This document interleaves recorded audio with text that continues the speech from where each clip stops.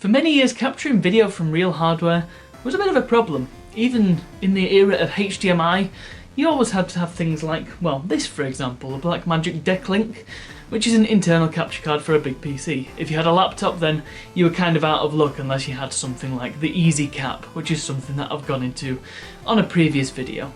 But turns out times have changed a little bit, because now we have things like this, which connects via USB and apparently can do 4K and all the bells and whistles you could ever need. Does it work though? Well, let's give it a try, put it through its paces and see just what it can handle. I've been through a variety of capture cards since starting this channel, and my current solution is this, the Blackmagic Decklink HD mini recorder, or something like that, which is a very basic capture card and it can do HDMI and SDI. And it does a job as long as you're doing 1080p or 720p, and with anything else it kind of struggles a little bit. And that's been a feature of many capture cards that I've had, things like the Elgato HD60 Pro, which was my previous recommendation. It takes a lot of things, but again, unless it's 1080p or 720p, it will struggle with them. And there have been a few others in my time that I've had and replaced for one reason or another. The obvious problem here is that to use this you need a desktop computer, and if you have a laptop then you're kind of out of luck, and there have been various solutions over the years to try and deal with that, and they've all come with caveats and big asterisks alongside. But times have changed, and nowadays you can get hold of something like this, which is surprising, if it ever comes into focus. Completely unbranded USB 3.0 60Hz video capture. This I got off eBay. It was called the Newhope capture card, but well, it doesn't say Newhope anywhere on it, and it's one of these that comes from a variety of different brand names, so yeah, as long as it looks like this, then you know you're getting the right thing. This was recommended to me and I picked one up for roughly £20, or your regional equivalent. Connects over HDMI as one would expect, and has a USB-C. It also comes with an adapter so you can connect it to USB-A should you wish. Now, for many years I was under the impression that things like this didn't really work very well, and indeed the official solutions from major brands such as Ava Media and Elgato and so on and so forth, they all had things like, well, you might struggle at 1080p, or it captures internally but it's not very high quality, it only does 30 FPS, and so on and so forth. So to see something like this that can supposedly do 60 frames and do it potentially even at 4K if the listing is to be believed, it's quite a surprise. So we're going to give this a go. We're going to throw everything we can at it and see exactly what it can do. Right, so I have the capture card set up and ready to go. It's plugged into my PC using USB-C, and I've got OBS Studio running here just so you can see what it's outputting. And I'm going to start, well, first of all I'm going to start by switching the old HDMI switcher on, and I'm going to connect my switch. And as you can see, it's pretty much come straight up. It has got a bit of a crop on it though. I will go into that later because that's an important aspect. But yes, my switch, I don't know if you can tell especially. The input lag, I mean, something that really surprised me about this device, and something that I've never had with any of my other, even the internal capture cards, which you'd think wouldn't be a problem, is the fact that you can play games entirely through OBS or through any similar capture program, whatever you may use. And as long as you've got a window projector going, it just works, and I find that quite incredible. Let's just fire up Mario Kart. Just start the software, don't worry about it. I am using the Joy-Con, so it's not optimal, but hey, Mario Kart 8, the audio works, and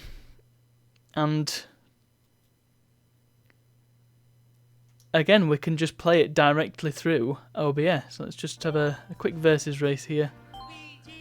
I will be showing what the card is capturing as well, And one of the pertinent points here, see if I can remember how to play this with the Joy-Cons. Yep. One of the pertinent points is, well, I'm not exactly sure how to describe it. Sometimes with capture cards you do get a bit of bit crushing, as it's called. You know, when you're looking at recorded footage and it sort of goes a little bit square and a little bit weird. Kind of looks like a JPEG but in motion.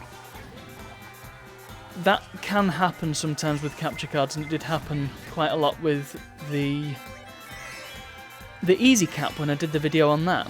So here we have my N64, and this is my actual N64. I don't know if you can quite see it through the camera, but it is there, and there's also my plate. Professional.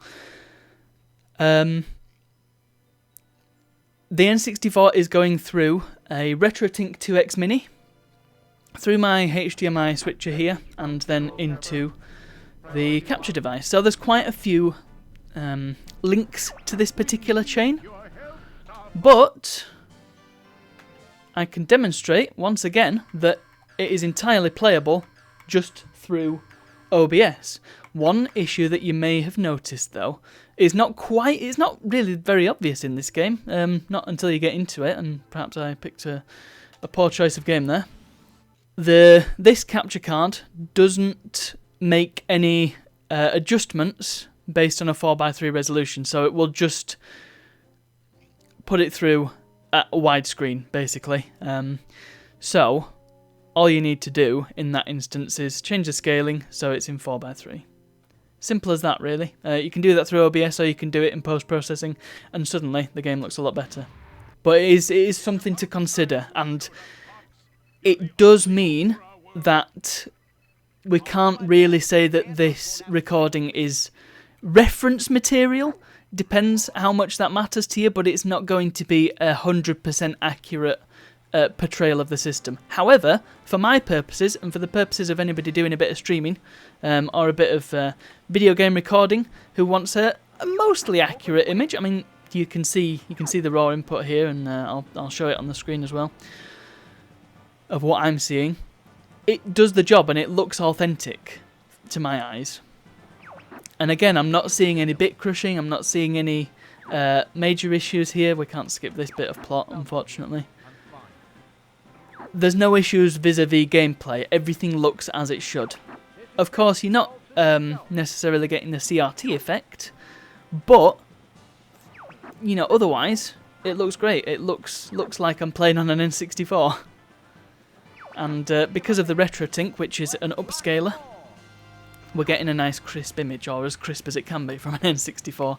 And yeah, I mean, I just started moving around there, and I didn't even register that I was playing through all this stuff, because it feels like I could just be playing on a telly. It's great. It really is great, and it's so impressive to see. But yes, I won't belabor the point too much. I should really have picked a game where input lag matters a bit more. But there you go. Did the requisite barrel roll. That's the important part. Let's move on to a different system, shall we? Because I have a lot of different things to try, and a lot of different upscalers and stuff, so let's just chuck more stuff at this and see what it can handle, shall we? Once again, important to note that it's picked up my OSSC immediately. Another issue that I often had with my capture card was the fact that, well, particularly with the Elgato, I had the issue that it would take a second. If, for example, a game changed resolution or I switched to a different system, it would switch to no signal for a moment while it sorted itself out. Sometimes it would go to no signal and then never actually find the signal, depending on what resolution I was putting through it. So it was always a bit problematic when that happened. But the Newhope, it just goes straight in. It doesn't faff about.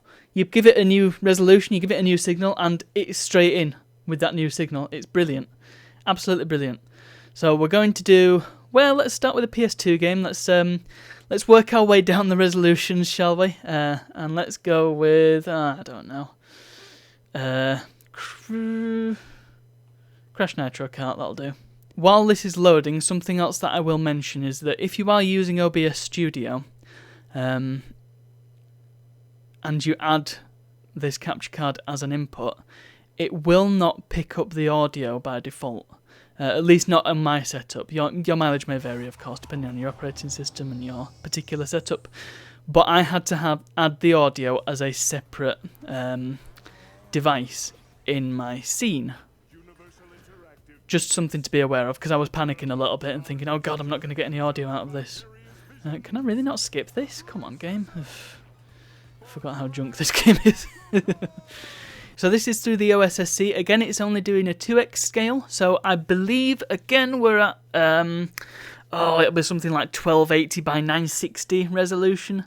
Something like that. I don't know if we can get an exact readout. Now you see, this is the game where...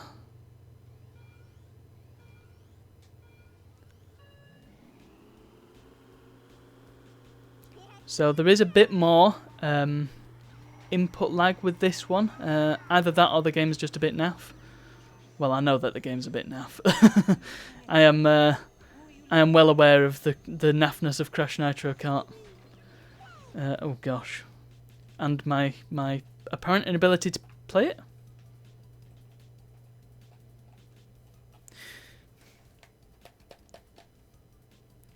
I think I picked a poor game here. I have hastily switched games because Crash Nitro Kart just seemed to completely give up on me.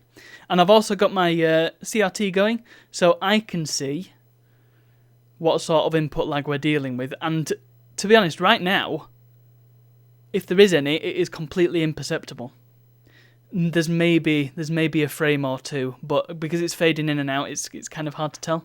Yeah, there are a couple of frames. It is noticeable if you got them side by side.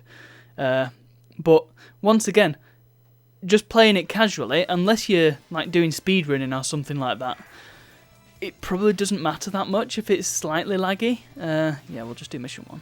So, something that I should probably mention about this is that once again it is going through there's quite a few links in this chain. So it's going from the PS2 to my RGB... what's it called? Distribution amplifier. And then it's going from there. One side's going to my CRT, which is, I mean, the distribution amp is clearly not adding any input lag because that's fine. That seems fine to me. But it's also then going through my OSSC before it gets to my capture card. So if there is any input lag at this side, well, it's also going through software and also a cheap LCD monitor. So either way, at some point in the chain, there is a little bit of input lag being added. But once again, I can play it. I can play this perfectly well. And it's not causing me any issues. How did I switch weapons now? Yeah, it's triangle. Don't need to waste the rocket launcher just yet. Pro Metal Slug 16. Yeah, I mean, the point is, it's displaying the game as I would expect it to. The PS2 with its weird interlacing, that is kind of visible, but that's not really the fault of the capture card. That's just the system that it is, and whatever you use, you're gonna, if it's accurate enough, then you will see the interlacing. And the fact that we can see the interlacing is a testament to how clear this capture is, I think. That's the way I'm framing it anyway. If it did bother you, then you know there are things you can do to like de-interlacing and all that you would have to put together yourself. But in terms of the capture, once again, it is quite good. It is very good, in fact, and I can play Metal Slug 6. I've not died. I've not even been hit once. So you know, if that doesn't tell you all you need to know, I mean, maybe a fighting game would have been a better option here. But the thing is, it looks great. It looks authentic. You know, it's as crisp as the output is from the OSSC. It looks great, and I can play this game suitably through this card. So, let's keep going. Let's pick something else. And let's go even further down the resolutions, shall we? So now we've got a PlayStation game, and once again, this is even lower resolution. It'll be the same-ish as the N64, but again, I say same-ish. I'm not 100% sure what resolution ends up in the capture card, but the fact that it's just handling all these without even breaking a sweat, it's not moaning, it's not going no signal, it's just showing what it's getting, and it's well, it's showing it very clearly. It's not faffing about. It's really, really impressive that it's just managing to do all this. Let's go for Engine Labs, yeah, sure. Flex. Let's flex on this. I am noticing that some of the text it's a tiny bit blurry. Again, probably imperceptible, and when you're doing video, it's barely noticeable. Alright, there was clearly just an issue with Crash Nitro Kart, because, oh my goodness, there's an issue with my game. Oh dear, it's been a while since I played this, I'm a little bit rusty. I apologise, shouldn't have gone for Engine Labs. Well, I've done it now. Again, can't blame the capture card for that one. Once again, I'm echoing my thoughts from before. I'm able to play this without any trouble. I mean, the trouble is coming from me and not from the card. I'm not driving sideways enough. One has to wonder how I managed to do all those time trials and unlock entropy. Oh god. That was a bad place to get hit. The capture card is not causing any issues. Again, I'm personally identifying and perceiving a couple of frames of lag. But it's not, oh god's sake, it's not debilitating. Wow. So much for that flex, huh? I should have gone for a really easy track and made it look really professional. I don't want bowling bombs. I want like rockets and stuff. I'm in 6th place, dang it. Well, I think we can let's maybe leave that one there. We can see that it does PS1 really, really well. Once again, if I'd been smart, I would have put the 240p test suite on here, but I did not. But it doesn't matter because we can see that we're getting a really nice output from it. And once again, you'll see what I'm capturing here. I don't have anything else to add, so let's move on, shall we? Now, so far, we've been very kind to this capture card. We've given it some fairly standard resolutions, and it's handled them admirably. Oh god. It's all been consoles. It's all been things that you would be able to pipe through a TV, and so you would hope that a good enough capture card would be able to handle whatever you can put through a TV. I think that's a good benchmark. So what about when we do retro computing then? And yes, this is my Windows 98 PC in case you can't hear it. And it's not any sort of standard broadcast TV resolution. It is in fact the sort of thing you can only put through a PC monitor if you want to get anything out of it. It is completely different, and so we're going to give this a try and we're going to see what it can handle. I'm not going to go like mega in depth, but there are a couple of things that I want to see and just how it handles. So let's give this a bash. The slightly frustrating part is that I keep having to get up and sit back down to use my computer. Didn't think this through, but we will suffice with things like demo modes and stuff. So, something, if you're aware of retro computers and attempting to capture them, and going back to what I said earlier about my previous capture cards struggling when resolutions changed, retro computers, when every application, Windows 98 is a particularly good example, but many applications, they will change the resolution, they will run in full screen, and DOS games in particular just did some insane things with screen resolution. They just did whatever they wanted, and it was a bit of a free-for-all. And at the time, it wasn't really a problem, because your average PC monitor, it would, like this capture card, it would just take whatever you put into it and do its best to display it. If it couldn't display it, then it'd just display a black screen instead. So 9 times out of 10, or indeed 9.9 times out of 10, it would be fine. Oh my goodness, what the heck is going on with this demo mode? There's something seriously up with this, but I think the key part is, once again, it's a nice crisp video. It looks, I mean, it looks to me authentic. Just looking over at the CRT over there, which it's running on as well, it looks correct, and it looks like how I expect Jazz 2 to look. And, perhaps more importantly, the capture card is not really doing anything to make the video fuzzy.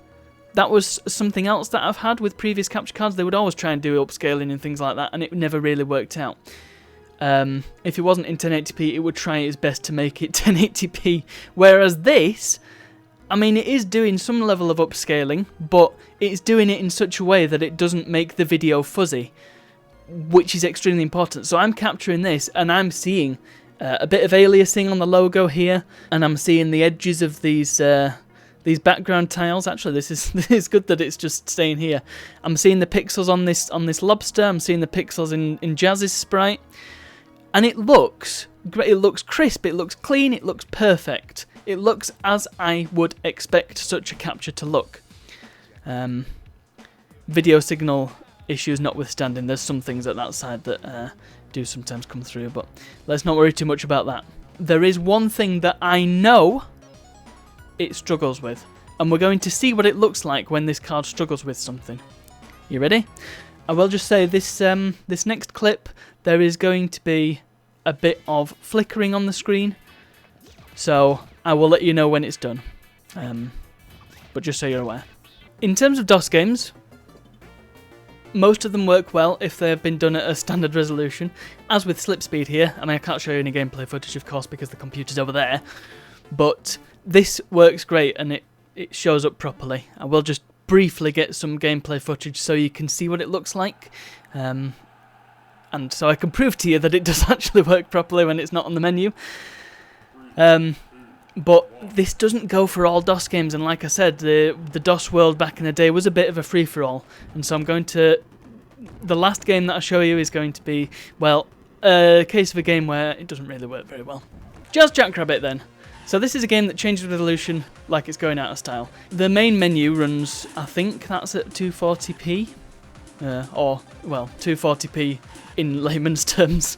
That's not quite the vernacular we use on DOS gaming, but let's just call it 240p for the sake of argument. This 3D section, I'm not exactly sure what resolution that runs in, but as you can see, this works fine. Unfortunately, this is not the only part of the game that we need to worry about because, well, if you know Jazz Jackrabbit, you're probably aware that it's a 2D side-scroller. Ah, there we go, yeah. So now we're in the gameplay itself. It looked fine to start with, and I was just about to say, what, it's working? But no, we can see some serious... well, it's a bit strange, isn't it? Everything's sort of juddering around a bit, and things are flickering, and when it's still, it's fine, but when it's in motion, it really, yeah, it's very strange, and I don't really understand why that happens.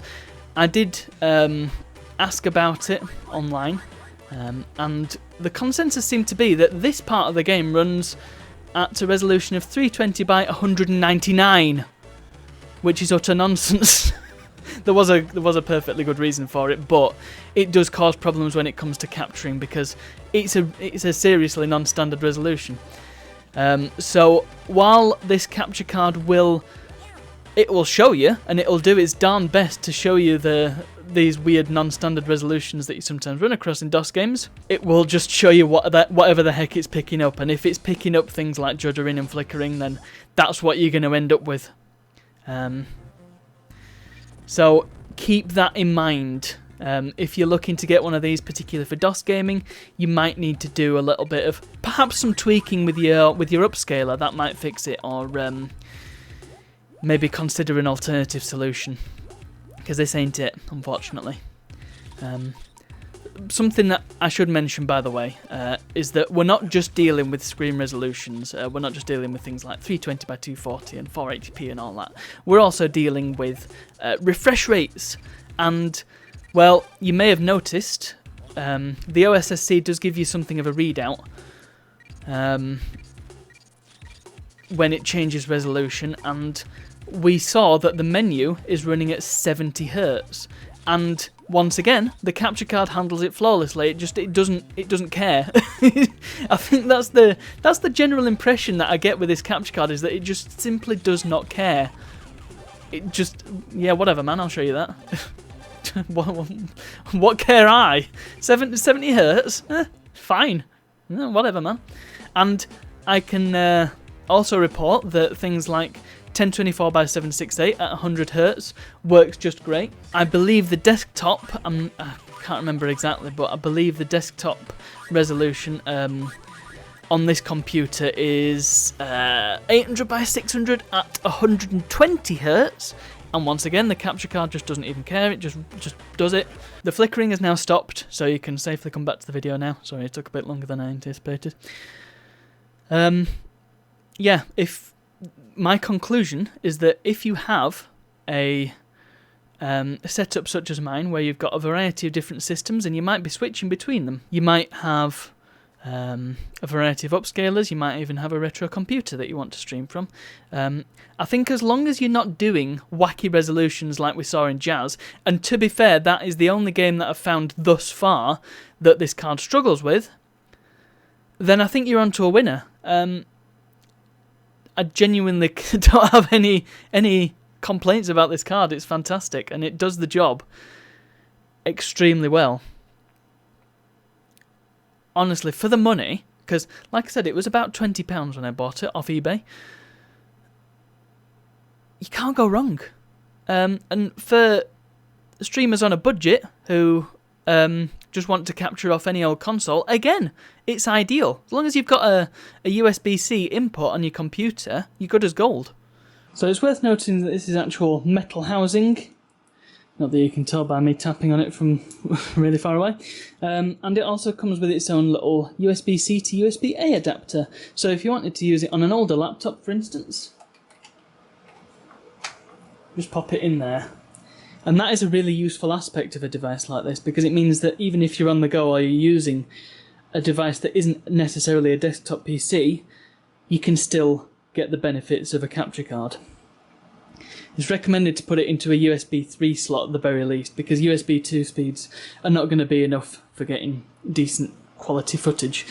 It's also worth noting that there is no pass-through, so if you're going to use this and you want to monitor it, you're going to have to monitor it on the computer. You know, when I first got this thing, I was absolutely blown away by it.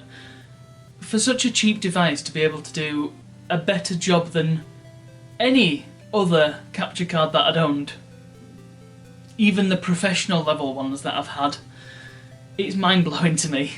The fact that this weird, unbranded £20 thing from eBay can just outclass everything that I've ever used. Well, frankly, it's amazing, because 10 years ago you got a device similar to that and it could barely do anything. So, would I recommend it? Well, there are a couple of caveats, as I mentioned. You've seen that the video that it captures and the quality is perfectly reasonable. I would say that it's not quite reference quality, so I wouldn't use it for, you know, things like video game preservation and the fact that you've got to get the absolute best uncompressed quality video from it. It's not going to do that. That's not what it's for. But I feel like people in that realm, you know, they have the solutions that they need and they probably know what they're doing. For the rest of us, it's entirely serviceable. There is the thing about it always defaulting to 16:9, so keep that in mind. There is, of course, the issue that it does not have a pass-through, so if you need to monitor the video, you have to use some sort of software, OBS or similar, whatever you use. You have to use that, unless you split the signal earlier on in your chain, for instance. It's going to be it's not going to really it's not really going to be an issue for most people, but the fact that it only has HDMI could be a concern, particularly for people who use two PCs to stream. Some people do that. And of course there is the issue of capturing certain very particular non-standard resolutions. It does have issues with that, as you've seen. But I've been streaming with this for several months now, and that is the only thing that I've ever had an issue with. Everything else, it hasn't cared, it's just shown it, and it's done an admirable job at doing so. And like I said, I am amazed that it can do that. So, if none of those caveats are a deal breaker for you, as they aren't for me, then absolutely I would recommend this thing. Have a look on your regional eBay or AliExpress or whatever other site you get weird, cheap, unbranded products from. Chances are you'll find it there. I'll put a link in the description to the one that I got, if it's still up. And, well, I don't really have much more to add. I think we've seen all we need to see from it, and if this looks like a device for you, then I would absolutely recommend it. So, I hope this video has been useful, educational, informative, and above all, entertaining. Thank you for watching, and I'll see you all for the next one.